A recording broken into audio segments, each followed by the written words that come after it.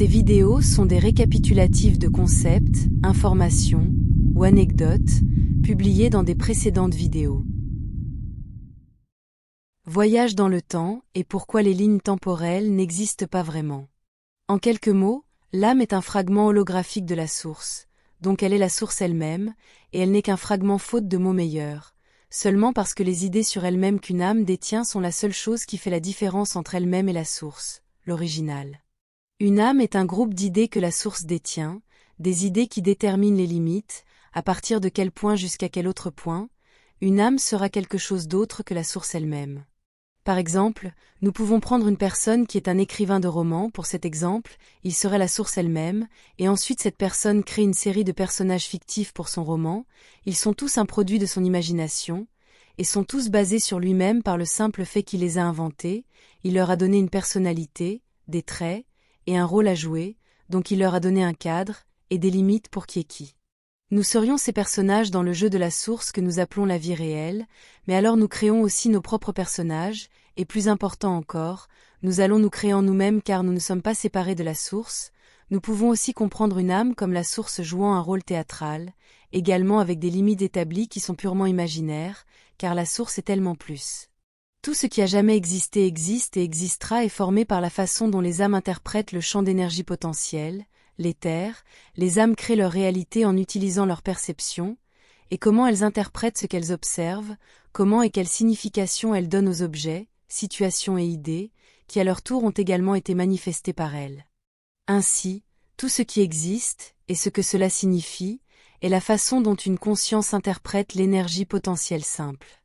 Comme je l'ai également expliqué dans une autre vidéo, le temps n'est pas une chose, et il n'existe pas séparément de la personne, de la conscience qui le perçoit et l'expérimente. Le temps est le résultat de la focalisation et de l'attention qu'une âme accorde à ses idées.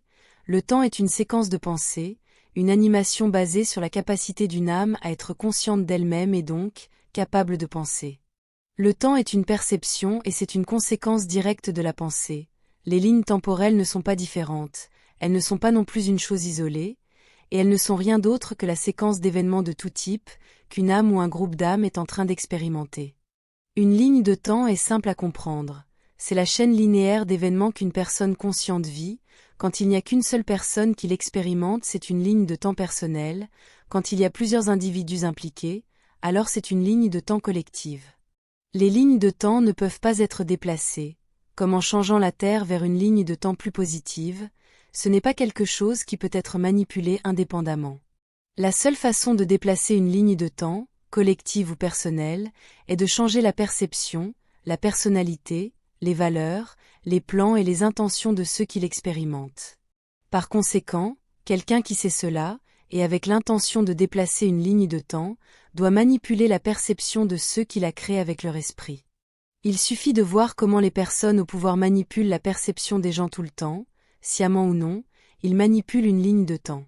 Le concept de ligne de temps le plus populaire et répandu est celui d'une série de chaînes d'événements qui diffèrent les unes des autres, comme une ligne de temps menant à un résultat positif et une autre à un résultat négatif, par exemple, et qui est d'une certaine manière séparée des autres. Une ligne de temps est simplement la chaîne d'événements qu'une personne ou un collectif expérimente, et ne peut pas exister en dehors de la conscience de ceux qui la vivent et de leur cadre. Un des concepts les plus fondamentaux que j'utilise est celui de l'unité, de l'unicité, de la source incluant tout ce qui existe et n'existe pas en dehors de la dualité, donc le concept même d'inclure tout s'effondre. Une source ne peut pas être décrite par tous les mots que nous pouvons utiliser, ils seront toujours insuffisants. En utilisant ce même concept d'unité totale de la source, c'est pourquoi je dis qu'il n'y a pas de ligne de temps, ni d'univers parallèle en tant que tel, car ils ne peuvent exister que comme concept et idées dans l'esprit de quelque chose ayant une conscience et une perception. Ce ne sont que des idées et ce ne sont que des concepts qui nous aident à comprendre notre réalité.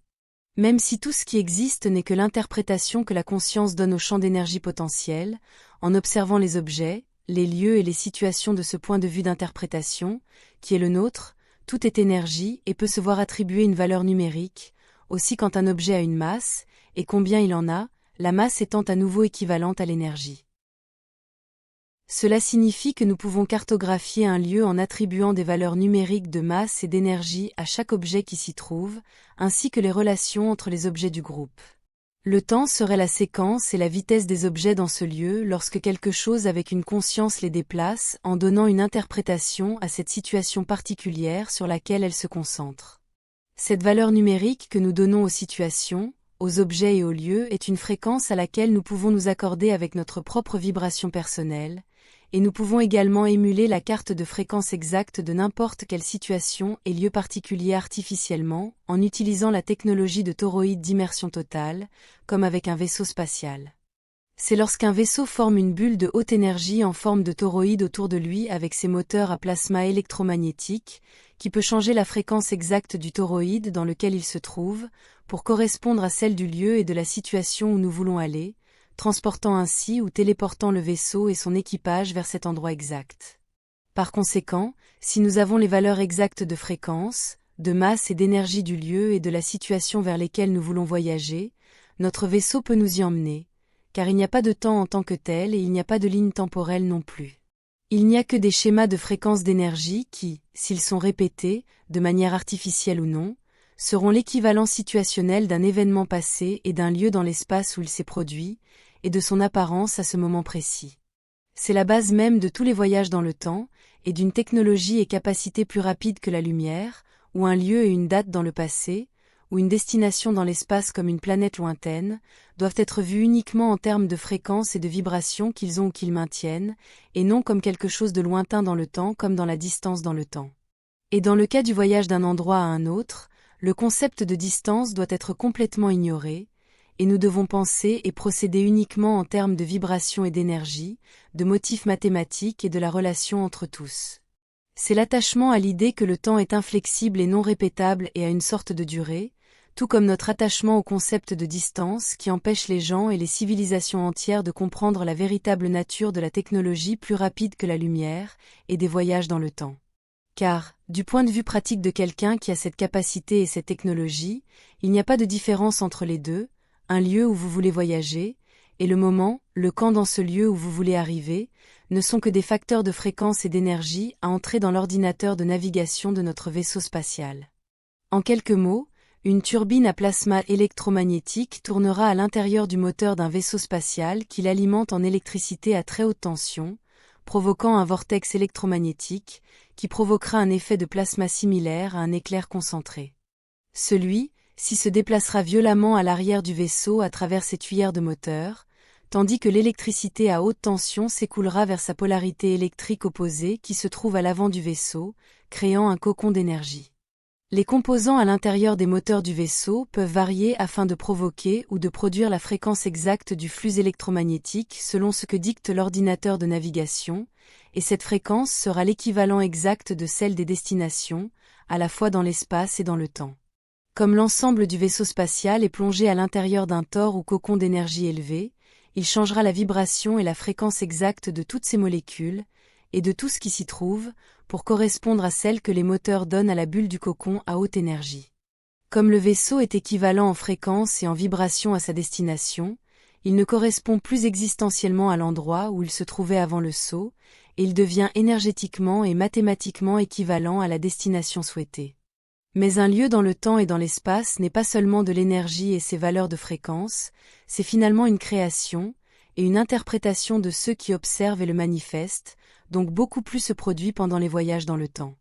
Il s'agit d'un sujet très compliqué qui demande de nombreux chapitres pour être expliqué correctement. Dans le prochain chapitre sur le temps, je discuterai des effets des voyages dans le temps, pourquoi il ne peut jamais y avoir de paradoxe, ils ne peuvent pas exister, ainsi que certaines des implications éthiques et problèmes qui en découlent.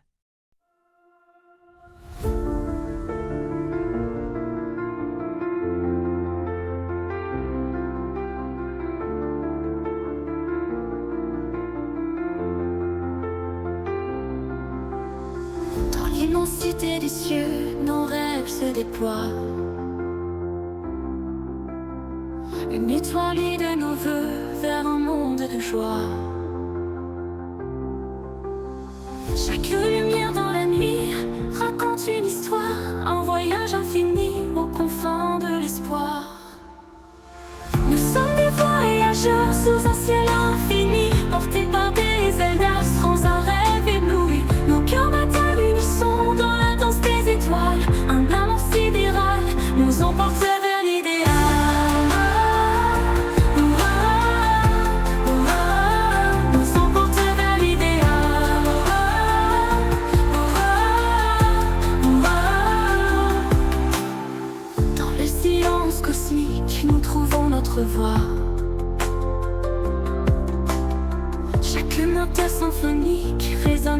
et moi. Un souffle de l'univers emplit nos âmes de lumière. Avec toi je veux parcourir un amour sidéral et fier. Nous sommes des voyageurs sous un ciel infini, portés par des ailes sans un rêve ébloui. Nos cœurs battent à l'unisson dans la danse des étoiles. Un amour sidéral nous emporte vers l'idéal. Nous sommes des voyageurs sous un ciel infini, portés par des ailes sans un rêve ébloui. Nos cœurs battent à l'unisson dans la danse des étoiles. Un amour sidéral nous emporte vers l'idéal.